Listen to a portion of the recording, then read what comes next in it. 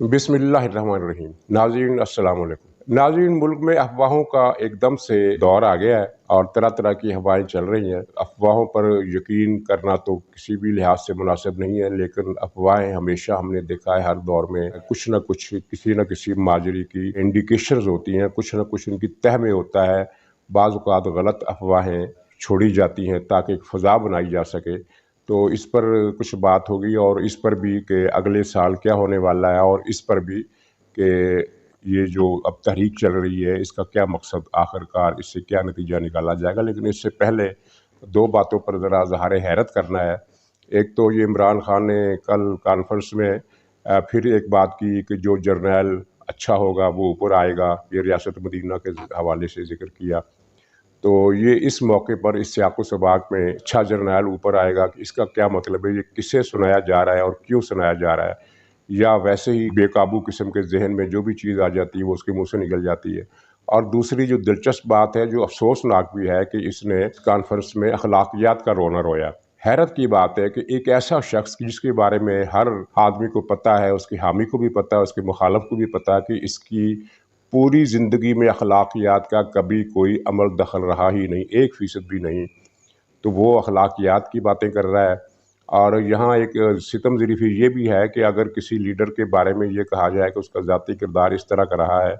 तो उसे टोक दिया जाता है कि जनाब आप ज़ाती किरदार पर बात ना करें, ज़ातियात पर बात ना करें। अगर ज़ातियात पर बात नहीं करनी है तो फिर रियासत मदीना का नाम भी नहीं लेना चाहिए, इसलिए कि रियासत मदीना में तो ये होता था कि एक गवर्नर साहब पर इल्ज़ाम लगा के उसने शराब पी है तो उसे माज़ूल कर दिया गया, वो कोड़े मारे गए। एक और साहब ज़िम्मेदार पर इल्ज़ाम लगा कि उन्होंने फ़लाँ किस्म की गलत कारी की है,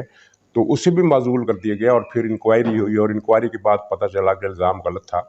तो रियासत मदीना में तो ज़ाती किरदार ही मैटर करता है। सबसे बुनियादी शर्त किसी ओहदे पर तकर्री के लिए उसके ज़ाती किरदार की होती है, और यहाँ ये रियासत मदीना के अलमबरदार उन लोगों को टोक देते हैं जो ज़ातियात पर, यानी जो ज़ाती किरदार पर बात करें तो वो जो कहा जाता है कि ये ज़ातियात है। ये एक नहायत ही मुनाफ़िकाना अमल है, और ज़ाती किरदार ही तय करता है कि हुक्मरान कैसा होगा। और फिर इस ज़ाती किरदार से क़त्ए नज़र जो किरदार अवामी है, जो पब्लिक किरदार है, जो सरेआम नज़र आ रहा है, वो ये है कि इन्होंने झूठ बोला है हर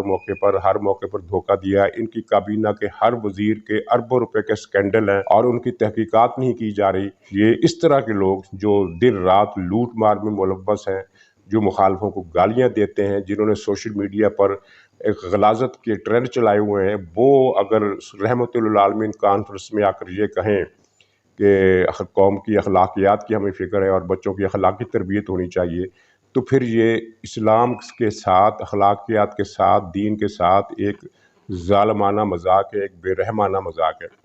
ये इनके झूठ तो हर रोज़ ही यहाँ हो रहे हैं, लेकिन हमारा ये तर्ज़ अमल है, हमारी एक सोच है कि जो झूठ बाहर से साबित हो जाए वो उसको तो हम कहते हैं कि हाँ ये झूठ साबित हो गया। मसलन इनका एक वज़ीर है मुराद सईद, उसने बड़े धड़ल्ले से प्रेस कॉन्फ्रेंसें की थी और कौमी असम्बली में भी तकरीरें की थी कि नवाज शरीफ के दौर में हाईवेज़ की कंस्ट्रक्शन पर $1 अरब की करप्शन हुई है,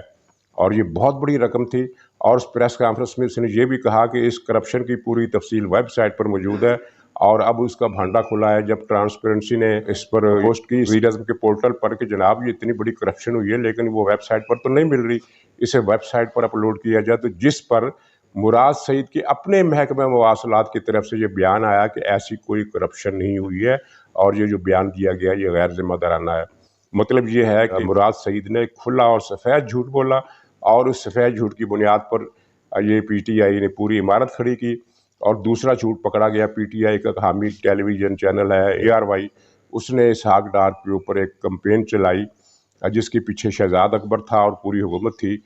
और उसकी पूरी तफसील आपने पढ़ ली होगी सोशल मीडिया पर कि वो सारे का सारा झूठ था। और इसहाक डार ने जब केस किया तो वो केस ARY का चैनल जो बरतानिया में था वो हार गया और उसे जुर्माना देना पड़ा और माफ़ी मांगनी पड़ी। तो ये तो हालत है कि इनका हर वज़ीर झूठ बोलता है। इसी तरह ARY ने इससे पहले भी 3-4 मरतबा ये माफ़ी मांग चुका है इसी तरह के इल्ज़ामात पर, और कोई भी इल्ज़ाम इन्होंने साबित नहीं किया, जिसका मतलब ये है कि हर इल्ज़ाम इन्होंने झूठ बोला। यहाँ तक कि इमरान खान जो 3 साल तक हर जलसा आम में, और दिन में ये 2-2 प्रोग्राम भी करता था, जलसों के भी, और टीवी में भी आता था और इंटरव्यू भी देता था, तो उसने ये सैकड़ों मरतबा कहा कि नवाज शरीफ 3000 करोड़ रुपए चोरी करके बाहर ले गया और इसको हुकूमत में आए हुए 3 साल हो गए और उसके बाद इसने कभी बताया नहीं, बल्कि अब तो ये जिक्र ही नहीं करता उस 3,000 रुपए करोड़ की चोरी का। कोई सबूत इनके पास होता तो ये ज़रूर देते। इन्होंने तो कौम को रफ सबूत भी नहीं दिए। ये भी नहीं कहा कि हमारा अंदाज़ा है कि फ़लाँ महकमे में, फ़लाँ मद में, फ़लाँ किस्म की जो कंस्ट्रक्शन हो रही थी, फ़लाँ जो ठेके थे उनमें इन्होंने चोरी की। ये भी नहीं बता रहे। इसका मतलब है कि ये वो हज़ारों मरतबा इमरान खान ने पब्लिक में आकर, स्टेज पर आकर, टीवी चैनल्स पर आकर, प्रेस कॉन्फ्रेंसों में आकर और बयानात की शक्ल में और ट्वीट्स की शक्ल में कौम से मसलसल झूठ बोला। तो इतना ज़्यादा जो झूठ बोलने का आदी हो, जो दिन के सुबह से लेकर रात गए तक झूठ बोलता हो, वो रहमतुल्लाह आलमीन कॉन्फ्रेंस में आता है और उसमें बेशर्म किस्म के मौलवी भी बैठे होते हैं जो इसकी तकरीर सुनते हैं। और किसी मौलवी में इतनी जुर्रत नहीं है कि उसे रोके कि खान साहब तुम तो खुद झूठे हो, तुम्हारी तो अपनी अखलाकियात ये है, तुम्हारी अखलाकियात की आलम ये है कि तुमने वो फॉरेन फंडिंग स्कैंडल, उस पर तुम किसी को कार्रवाई करने की इजाज़त नहीं दे रहे, वो BRTB का स्कैंडल नहीं चलने दे रहे और पता नहीं कौन कौन सा स्कैंडल नहीं चलने दे रहे, और तुम्हारे बनी गाला की जो कागजात हैं वो जाली हैं, उनका जाली होना म्युनिसिपल हुकाम ने साबित कर दिया है। तो तुम्हारी जुर्रत कैसी होती है कि तुम स्टेज पर आकर अखलाकियात की बातें करो। बहरहाल ये एक किस्सा है जिसका बहरहाल अगर पाकिस्तान में कोई खुदा और रसूल पर ईमान रखने वाली मौलवी हैं तो उनको चाहिए कि इसका नोटिस ले। जो इमरान खान के साथ बैठते हैं मौलवी, वो तो ताजर मौलवी हैं, वो तो पैसा परस्त हैं, वो तो पैसा देखकर, हड्डी देखकर इमरान खान के हक में तकरीरें करते हैं और फिर उसके मौक़िफ़ को आगे बढ़ाते हैं। लेकिन जो दूसरे उलमाए कराम हैं जो सच पर यकीन रखते हैं, उनको चाहिए कि वो ये इतनी जुर्रत तो कम से कम करें कि भाई ये हमारे हुक्मरान जो है वो झूठ बोल रहे हैं और झूठ बोलने वालों को ये ज़ेबा नहीं देता कि वो रहमतुल्लाह आलमीन कॉन्फ्रेंस का नाम भी लें। तो नाज़रीन, अफ़वाहें जो तरह तरह की हैं, मसलन इस तरह की चल रही है अफ़वाहें कि ये लोगों को फ़रार होने से रोकने के लिए उनकी लिस्टें बन रही हैं कि फ़लाँ फ़लाँ को फ़रार नहीं होने देना, और फ़लाँ साहब से बात होगी, वो वज़ीर-ए-आज़म बन रहा है और ये हलफ उठा रहा है और ये तब्दीली आएगी और इस तरह इस्तीफ़ा लिया जाएगा और फ़लाँ। यानी इतनी ज़्यादा अफ़वाहें हैं कि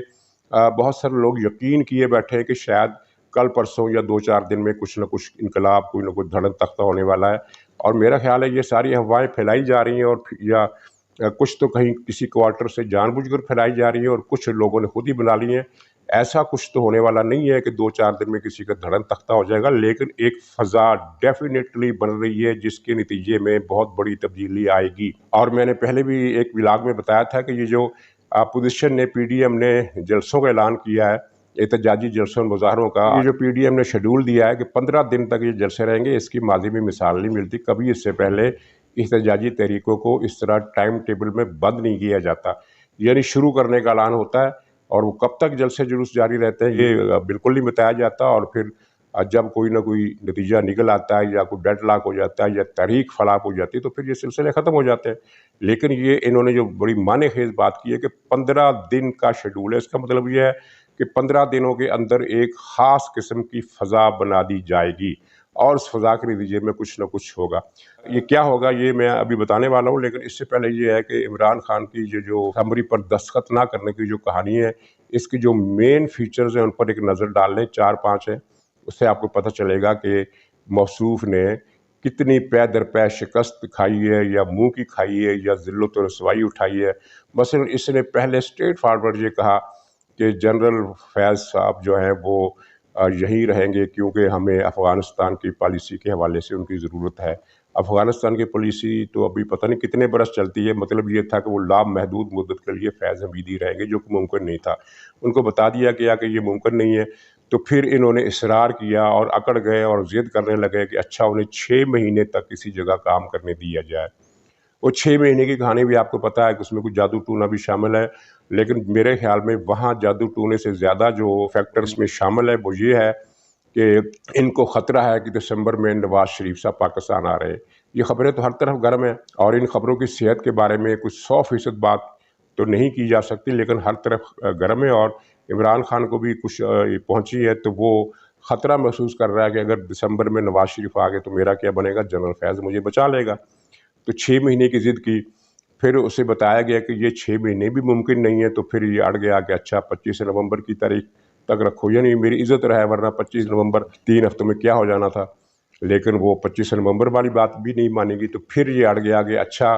तो फिर ऐसा करो कि जनरल फैज़ अगर उसको नहीं रखना है तो फिर ISI का जो DG है वो इस शख्स को बताओ या इस शख्स को बनाओ। उसने 2 नाम बता दिए, वो बहुत नीचे वाली लिस्ट में बहुत नीचे हैं उन दोनों के नाम, لیکن وہ ماضی میں ان میں سے ایک صاحب تو کھلم کھلا پی ٹی آئی کے لیے ورک کرتے رہے، ٹویٹر پر بھی اور سوشل میڈیا پر بھی، تو لیکن ان کا نام بھی نامنظور کر دیے گئے۔ یعنی یہ اسے مسلسل پے در پہ شکستیں ہوئیں، اور پھر سمری کا اس نے ڈیمانڈ کیا کہ آپ 3 نام بھیجیں گے، اگر وہ مجھے منظور نہ ہوئے تو پھر میں 3 نام اور مانگوں گا، بلکہ 5 نام اور مانگوں گا، پھر فیصلہ کروں گا، وہ بھی رد کر دی گئی۔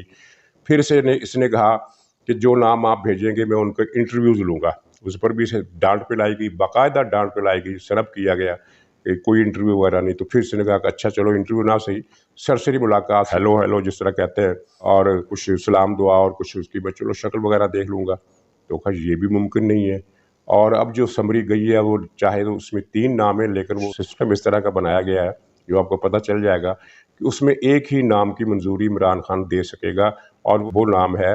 جنرل ندیم انجم کا۔ اور اسی حوالے سے کل جو کانفرنس ہوئی کرونا کے حوالے سے جو میٹنگ ہوئی، اس میں ملاقات کی تصویر بھی آئی، ویڈیو بھی آئی، آپ نے دیکھا ہوگا کہ اس میں ایک فضا جو تھی وہ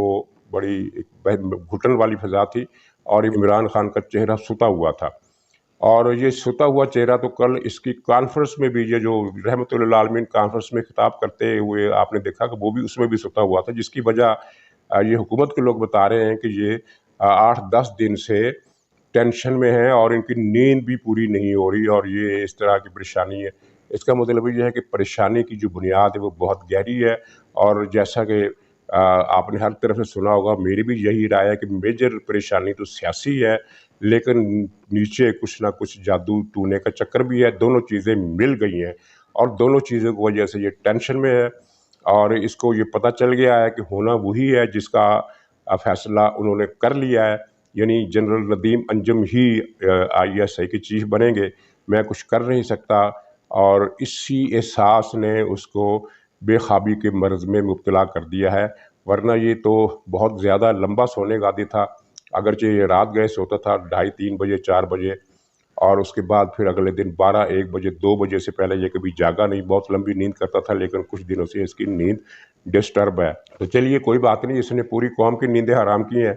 تو اس کی اپنی نیند بھی اگر متاثر ہو جائے تو کیا ہے۔ اور عوامی سطح پر یہ صورتحال ہے کہ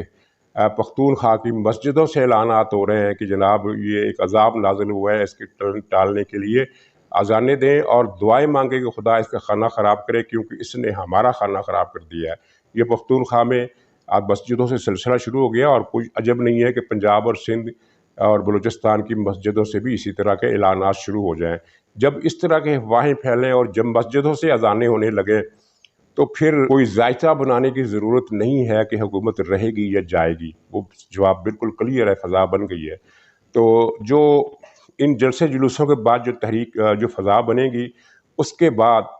کیا ذریعہ اختیار کیا جائے گا؟ کچھ لوگ تحریک عدم اعتماد کی بات کر رہے ہیں، کچھ لوگ کہتے ہیں کہ اعتماد کا ووٹ لینے کے لیے کہا جائے گا، کچھ کہتے ہیں کہ نہیں، ایک بڑا گروپ PTI کو ان بلاک PTI سے الگ ہو جائے گا، جس کے بعد یہ بحران پیدا ہو جائے گا۔ جو بھی صورت ہو اس کی پیشگوئی کیے بغیر میں یہ آپ کو بتا رہا ہوں کہ 2022 میں یعنی اگلے سال کسی بھی مہینے الیکشن کا فیصلہ کر لیا گیا ہے۔ اس فیصلے میں کسی شک و شبے اور ترمیم کی گنجائش نہیں ہے۔ شک و شبے اور ترمیم کی گنجائش اگر ہے تو وہ یہ ہے کہ الیکشن کے زمانے میں پلان کیا ہوگا، کیا یہ بالکل پریشر فری اور مداخلت سے پاک، صاف و شفاف انتخابات ہوں گے اور سب کے لیے برابر کے مواقع ملیں گے؟ اس بارے میں آپ بحث کر سکتے ہیں، سوال کر سکتے ہیں، لیکن اطلاعات یہ ہیں کہ نواز شریف پر بھی جو مقدمات تھے کسی نہ کسی طریقے سے انہیں ریورس کرنے کا طریقہ ڈھونڈا جا رہا ہے۔ تو پھر اگلے سال کی جو فضا ہے یہ اس کے ہی میں نے عکس آپ کو دکھا دیا ہے۔ تو باقی حضرات آپ انتظار کیجئے واقعات کا، جو دن بدن رونما ہوتے چلے جائیں گے، اور چاہے یہ پتہ الٹے یا وہ پتہ الٹے، نتیجہ ہر صورت میں ایک ہی نکلنا ہے۔ ناظرین، اسی پر آپ سے اجازت چاہتا ہوں، انشاءاللہ دوبارہ ملاقات ہوگی، تب تک کے لیے خدا حافظ۔